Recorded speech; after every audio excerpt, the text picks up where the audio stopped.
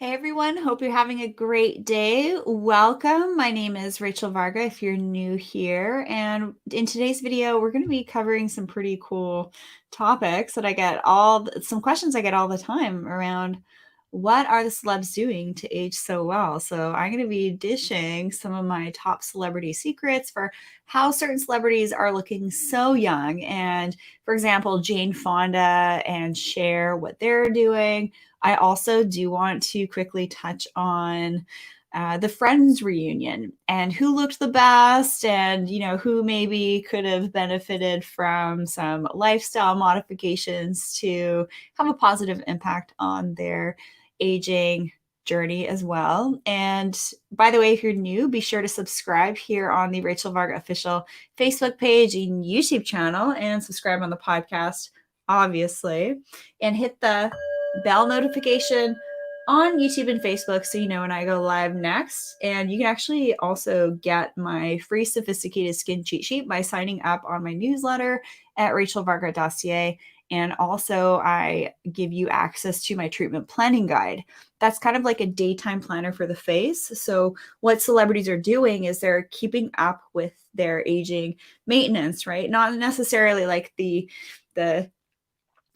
full restoration. They're kind of more in maintenance mode. So that little tool, it's free. You guys definitely can get that at rachelvarga.ca. I am going to be taking live questions on this call, which is great. Linda says hello. Hello, Linda. Let me know what some of your questions are on today's call. And I'll just let you know, I wrapped up the lesson 4 in summer skin camp, and I did a bit of a deeper dive on things like what are my luxury at-home devices. I'm going to be sharing some exciting news over the next few weeks. Skin campers get first access to that information as well as savings. So you can learn more at summerskincamp.com, catch the replays, join in on the fun. I'm doing a live dermal rolling demo next week for the face, neck, chest, hands. The reason I don't have a video on dermal rolling online is because of the issues with DIY stuff.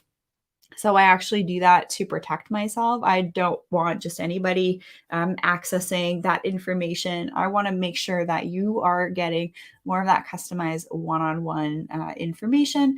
There's a lot of people online. This is just going to be a bit of a rant that it's like everyone and their dog thinks that they know how to dermal roll their face. And I've been working with dermal rolling for the last 10 and a half years. I see what works. I see what doesn't work. I see what a waste of time and money, what those things can look like. And I just like helping my clients stay on the straight and narrow. So feel free to ask me any questions about dermal rolling, your skin concerns. Just send me an email, info@rachelvarga.ca, or comment in the video here. Even if it's the replay, I actually read every single comment, and comments actually give me insight as to which videos and topics I should be doing next as well. So my top luxury at-home devices are going to include things like biohacking gadgets, which I have behind me, dermal rolling, energy devices, light devices for not only my skin, but also for my home. And that's a pretty big topic. I interview a lot of leading experts in the space of biohacking technologies, but you can bet your bottom dollar that celebrities are utilizing those types of technologies, and the ones that are aging really well are really leaning into some pretty sophisticated supplements, nutrients, and tech also that they probably have at their home. So what are celebrities really doing? Well, first of all, it's not an accident. When we look at, say, Jane Fonda, what's the good and not so good about Jane Fonda's aging process?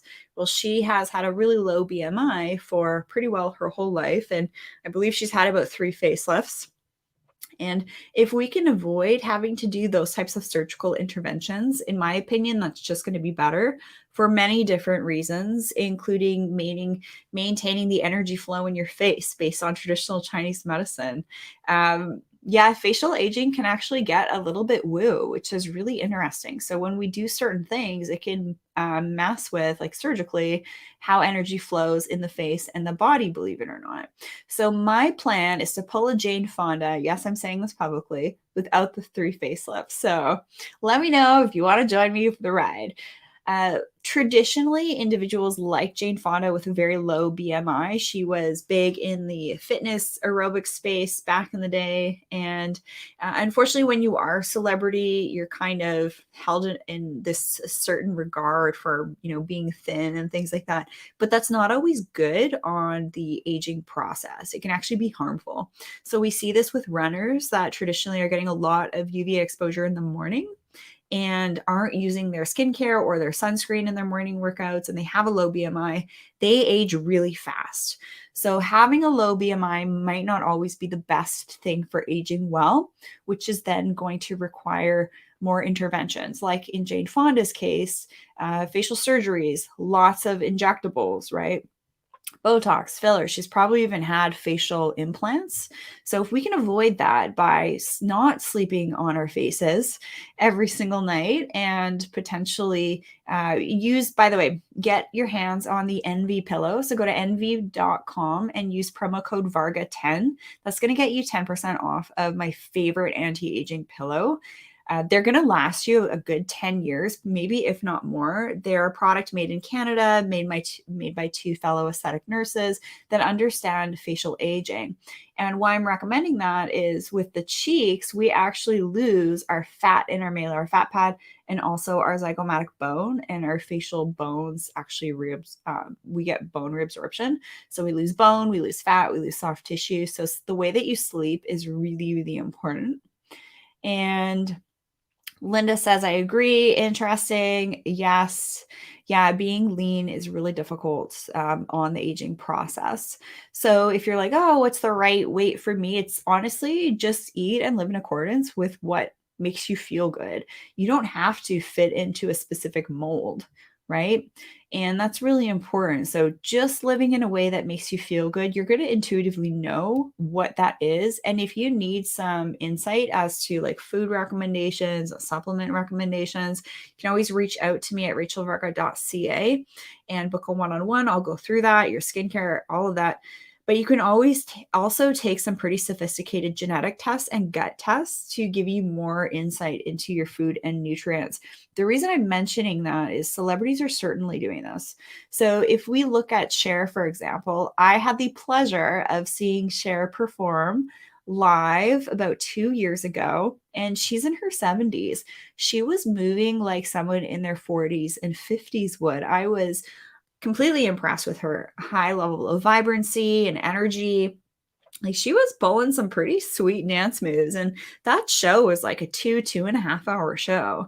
So to have the energy and the vibrancy and the stamina and the skill and the coordination and the balance to perform on the stage like that in your 70s, you're clearly doing a few things. So the good and not so good with celebrities like Cher, like Jane Fonda, is the type of lifestyle that they live. It's very much go, go, go. They're, flying here, flying there. They don't have a daily routine or schedule that can wreak havoc on your circadian rhythm, your sleep, your heart rate variability, your blood pressure, your ability to access foods that you need in order to thrive and stay feeling and looking your best.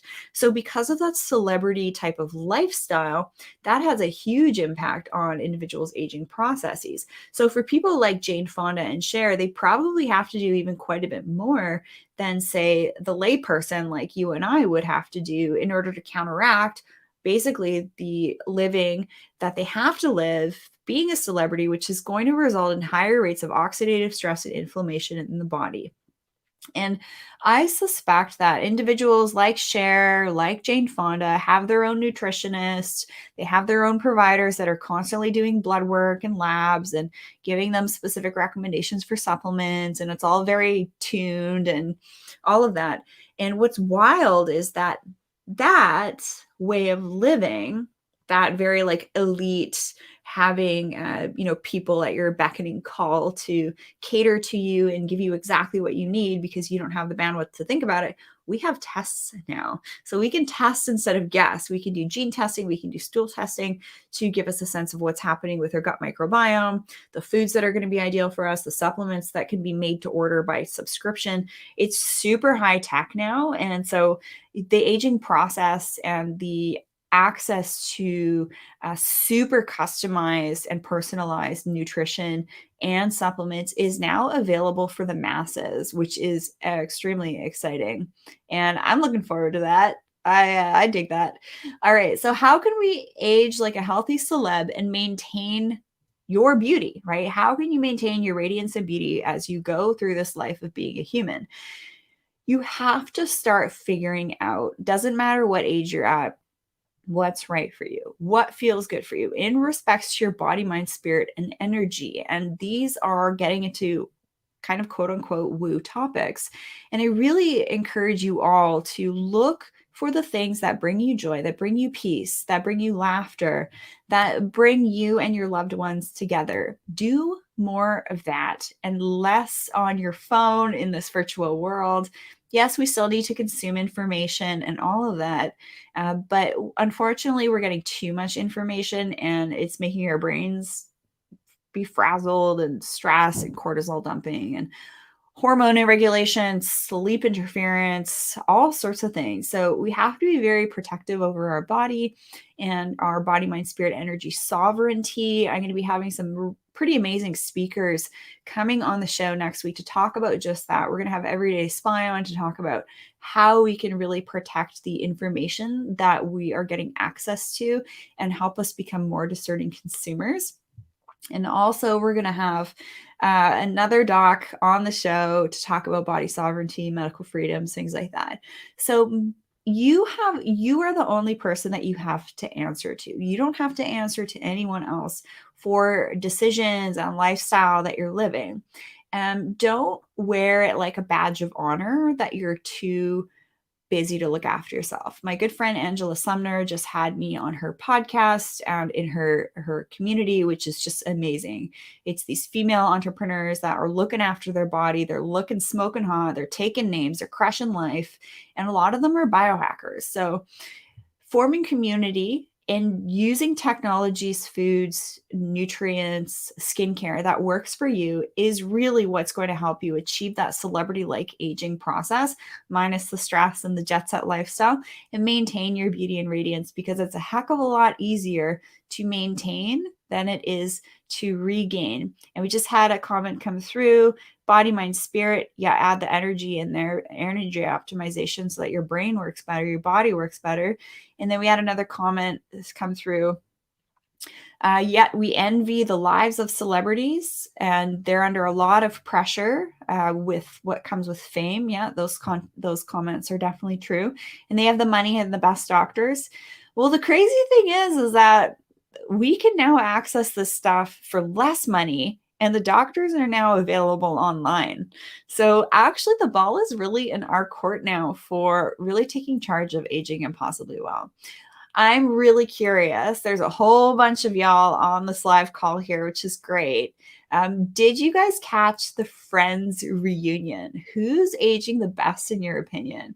Even if you're catching the replay, do hashtag replay. I do check every single comment on videos and podcast reviews and stuff like that.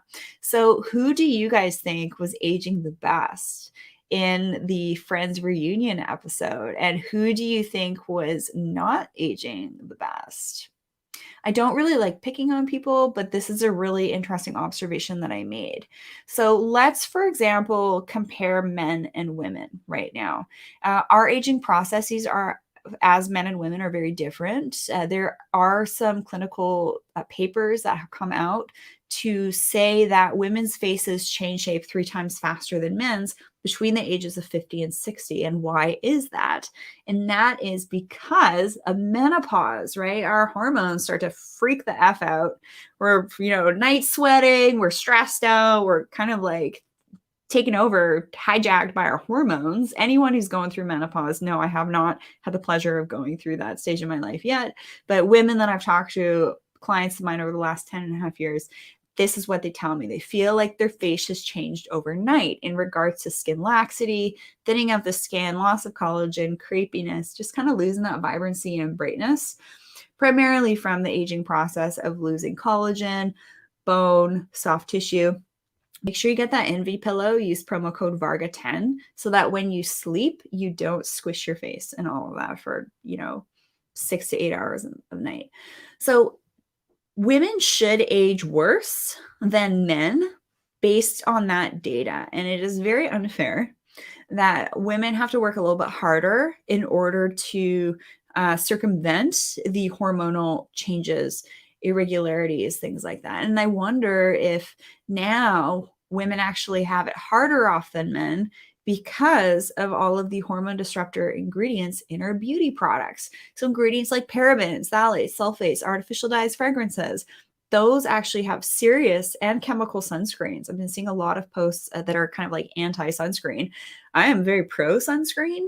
However, the specific type of sunscreen. So book a one-on-one with me at rachelvarga.ca. Use promo code podcast15 as a show listener here, and that'll get you 15% off of your call. And I can give you customized guidance as to like skincare and treatments for at home and in clinic that are going to be specific to your goals. So because of all of these things that we are exposed to more and more in our environments, in our personal and cleaning products, and that really is going to interfere with our normal physiological, biological human processes on the body, mind, spirit, and energy levels and perspectives when we're looking at those for a second. So the observation I made with friends between the men and the women was that the women actually aged significantly better than the men. And why is because the women have every single one, Courtney, Rachel, or what is that? Courtney, Monica, Rachel, and Phoebe, their character names on Friends, and they've all had rejuvenation interventions. And when it comes to the guys, I'm not quite sure if they've had interventions. To be honest, definitely Chandler had a new set of teeth. His teeth were extremely white. And also a little tip here, you need to find yourself a really good dentist that isn't going to give you like the white chiclet teeth. You want to make sure that your teeth are done that in a way that looks natural, and same with like facial rejuvenation. So just book a call with me. I'll help find some great providers in your area, because the teeth, when they are too white or overdone, it's going to make you look kind of weird, right? Do you guys remember that episode with Ross when he did the self tanner in the spray booth? And his teeth were insanely white, and it's like this contrast, too much facial volume with injectables cannot look so good.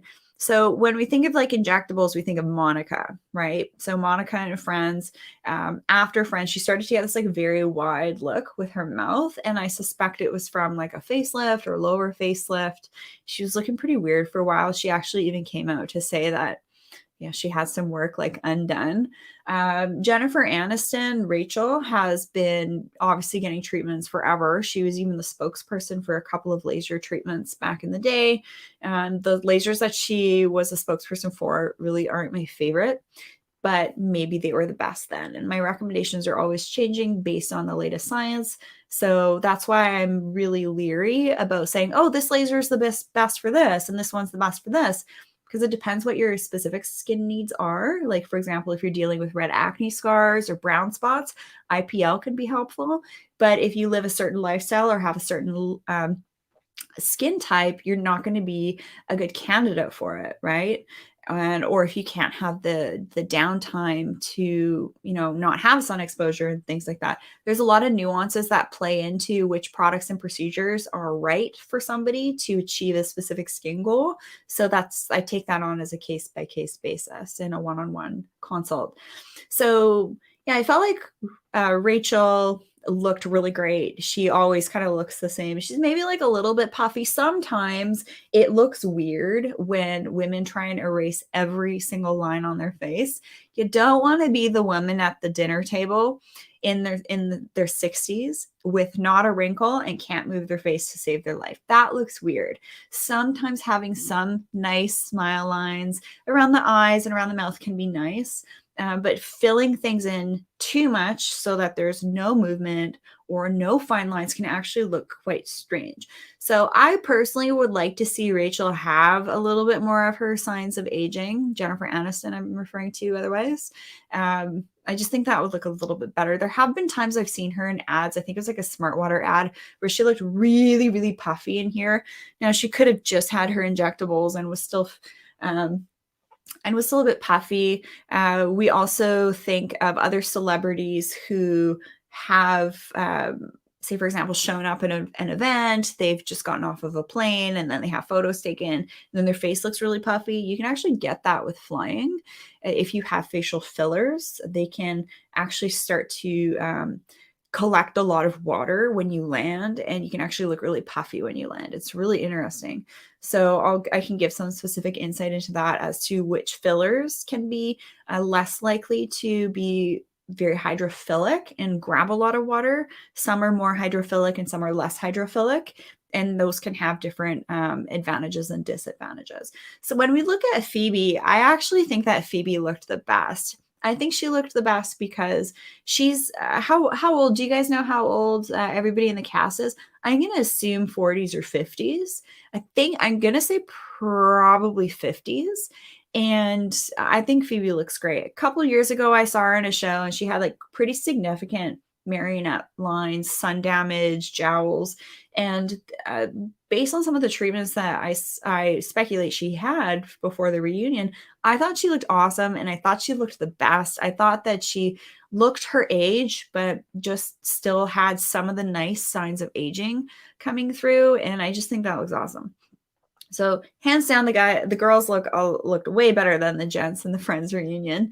And then with Matt LeBlanc, when he came on set, when they were introducing everybody, he had put on quite a bit of weight. And the type of weight and body style that Matt LeBlanc had was that body style of like the stomach, right? The stomach looking quite large, and that can be related to an accumulation of visceral fat.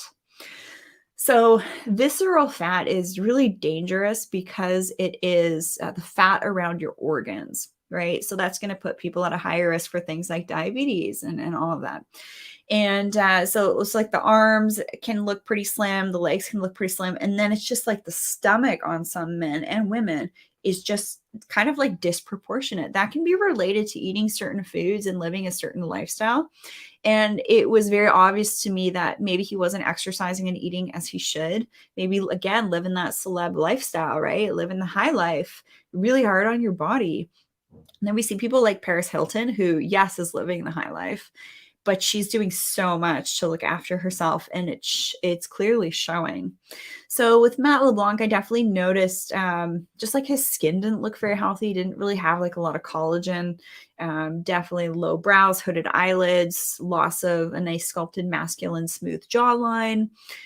His skin quality had like lots of sign of sun damage. And honestly, when I look at the Friends cast back in the day, I feel like Joey was the most attractive of the bunch. So this is a great example of how celebritydom can actually really interfere with our aging process if you're not aware of it. Then the same correlation can be kind of extrapolated onto being a working professional, being a mother, going through menopause, being in accidents that wreak havoc on your body, mind, spirit, and energy. Stuff happens as we age. So having these tools in our toolkit to really help you age like a healthy celebrity and maintain your beauty is really the key. And there's a lot of really incredible ways to do that. I have some really cool energy devices behind me, also some chemical peels that we can do at home for our face, our body. I actually did a whole chemical peel on my face, neck, chest, arms, and hands. So if you want to know more about that, be sure to book a one-on-one with me. But that's what the celebrities are really doing. They're not just looking after their faces and their neck, they're looking at their whole skin aging process, head to toe. And that's actually exactly what I do. And so I have a couple of different options for at-home treatments for like the beginner, and then also for those that are wanting to do kind of some of the more advanced stuff, which is pretty cool. So I'm going to get to some questions here now. And yeah, there were some fun comments about Ross with his teeth being really white when he had the self tanner done. And Someone says they all had plastic surgery work. I don't know if that's necessarily true. I don't think that Chandler and Ross did, to be honest. So that's just Ross had a nasal reconstruction. Yeah. Okay. So things like that, like rhinoplasties, jaw surgery, I'd say like those are actually pretty standard surgeries and treatments that pretty well all celebrities get, and as well as maybe upper lower eyelid surgery. Those are pretty common.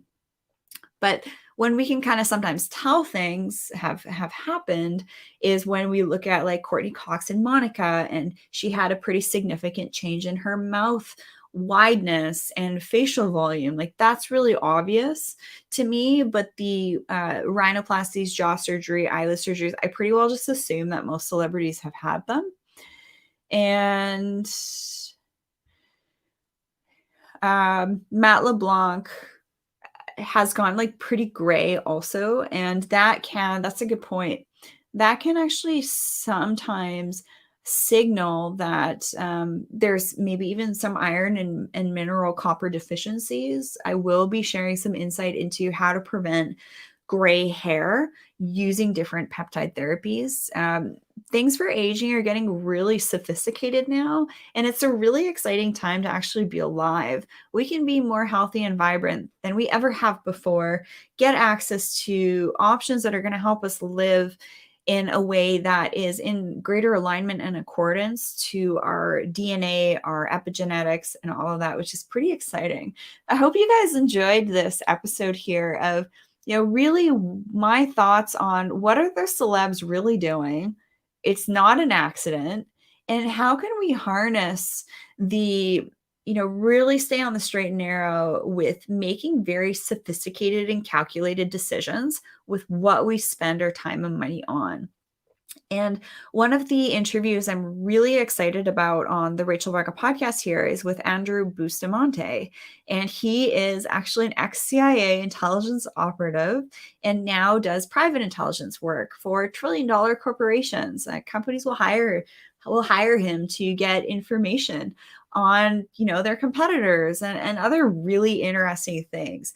And the reason I'm having him on is to help us discern headlines, beauty product claims, and all of that, because there's some pretty crazy correlations between what's happening now in our social media and our confirmation biases with what news we're looking at, but also the same aspect and utilization of psychological operations is also implied and utilized with consumer marketing. So, the media has changed quite a bit over the last number of decades. Before, media would just be, okay, like here's the news, here's what's going on, here's the facts. But then we had the era of like Dr. Phil and Oprah and Jerry Springer and all of these shows that was more opinion based. And then from that, what happened was the kind of like breadcrumbs for advertisements and marketing and paid product placements. So these are all really important things to be aware of. That's why you guys are hanging out with me here on the show. So that's a little tidbit in regards to upcoming information. I do recommend you check out, and I think that everybody should consume this information just to really allow us to sift through news headlines and product and consumer beauty claims, supplement claims, makeup claims, skincare claims, collagen device claims, biohacking claims, and just help you be a smarter consumer. That's really my aim on the show here, is to help you all understand what people are doing to age impossibly well, but also how to continue to stay on the straight and narrow and be able to just bypass the BS, because it is just everywhere. If you open a beauty magazine, the claims that are brought forward is like 98% of individuals over 30 days noticed a 90% improvement in their skin clarity and quality. Like, those are very BS claims. That's not a scientific, third-party independent lab testing claim on safety, efficacy. This stuff runs super deep with the whole confirmation bias, with the whole consumer marketing and polls and all of that. It's just like, it's pretty wild, the world we live in. It's almost like we're getting access to too much information. So I just want to encourage you all to maybe do some prep work for that next show with Everyday Spy by checking out his podcast, Everyday Espionage. And it's literally like spy tactics that everybody can use, whether you're a mom, whether you're a CEO, whether you're a pro athlete and just trying to look at the things that are going to help you perform the best, or you're just like, layperson like myself, who really is interested in the straight facts and how to discern something from like being factual and something that's going to be more of like an opinion. We actually see this, believe it or not, with research articles. And I know this because I write research articles. And when I'm selecting what type of article I'm writing, whether it's a case study or it's an opinion or a meta-analysis, there are different types of studies that can be put forward, and then that peer reviewed and things like that. But sometimes those studies are paid to be published as well. That's why you always want to look at these are just little tips here. You always want to look at the disclosures, right? If there's any conflict of interest. So I would love to see more and more of us just being really conscious about what we're consuming for body, mind, spirit, energy, what's going in these eyeballs, what's going on in these ear holes, what's going in our mouth, what we're putting on our skin and being exposed to in our environment. They all impact the way that we age. And I feel like feedback from my clients is that the last year has aged them significantly, which is why they're then reaching out. They're like, Rachel, I feel like my skin's aged overnight. I feel like my skin's gotten a lot thinner. I've lost a lot of collagen. I'm seeing more brown spots, more red acne scars, more rosacea, more hair loss, more melasma. I feel like I'm losing my jawline. And all sorts of things can start to happen when our body, mind, spirit, and energy kind of get out of whack, but also are just kind of very normal aging processes. So no matter what your age are, if you're a man, woman, in between, I want to know you if you're willing to do the work, if you're willing to understand how to optimize what you're doing at home and also in the clinic, and really doing the work. Because if you are looking for a magic bullet product or device that is magically going to take care of all of those things that I mentioned, brown spots, red acne scars, melasma, hair loss of collagen, it doesn't exist. It's really pieces of the puzzle, and I help you organize that. And the first thing that you can get your hands on is my sophisticated skin cheat sheet and also my treatment planning guide, which you can get by registering for my newsletter at rachelvarga.ca. I had a lot of fun hanging out with you guys. We had some really cool comments and questions that came through. Share this episode with someone who, you've been chatting amongst yourselves about friends and how everybody looked, and what are some of the top celebrities doing now to seemingly age not at all, but clearly they're in their 70s. What are they doing? Cher's mom is in her 90s, for crying out loud, and she looks better than some people do in their 70s. And it's just know it's not an accident. However, there are some beautiful souls that I've come across in my 10 and a half years of working with clients with their rejuvenation journey. There have been a handful of women I've met with in their 60s that have never done any skin and rejuvenation intervention, and they look amazing. And it's because they paid attention just intuitively to their body, mind, spirit, and energy practices. And they're typically yogis that are eating really well, growing some of their own food. They pay attention to their diet, and they have some type of spiritual practice. They do things that are hobbies. They have a community. So you don't need to spend a lot of money to age well, but anybody's using personal care products. I do not think that people that are aging well are just doing the splash of water on their face and coconut oil and olive oil. That doesn't exist. You're already going to be using personal care products. I can just help you get your hands on medical grade products backed by research that are free of parabens, phthalates, sulfates, artificial dyes, fragrances, not tested on animals. What I see my clients keep coming back for and give me great feedback on, and that I use myself. That's what I'd love to help you out. So hang out with me at rachelvarga.ca, book your one-on-one with me. I'd love to know if you're willing to do the work and you see through the BS right now. The magic bullet for aging well doesn't exist. It's a journey. Take it with me. And be sure to subscribe, hit the bell notification, leave a podcast review. Let me know what you enjoy learning about and maybe what you would enjoy learning about in future episodes. Have a lovely rest of your day, everyone. And until next time, stay beautiful, stay radiant. Keep that body, mind, spirit energy of yours as grounded, centered, balanced, and aligned as possible.